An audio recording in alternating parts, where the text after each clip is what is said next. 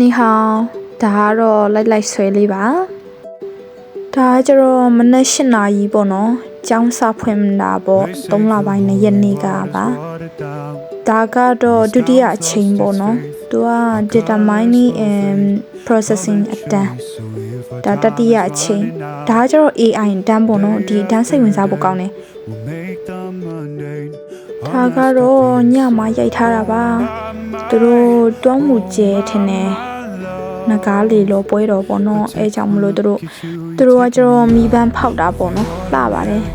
ဒီအတန်းက artificial intelligence ပေါ့နော်သူကဆရာစာသင်တာလေးနည်းနည်းမြန်တော့စိတ်ဝင်စားဖို့လည်းကောင်းတယ်ပြင်းလည်းမပြင်းတော့ဘူးပေါ့နော်ဒါကတော့လိုက်ဆွဲလေးပါသူကအတန်းပြန်တော့အိမ်ပေါ်တက်တာကို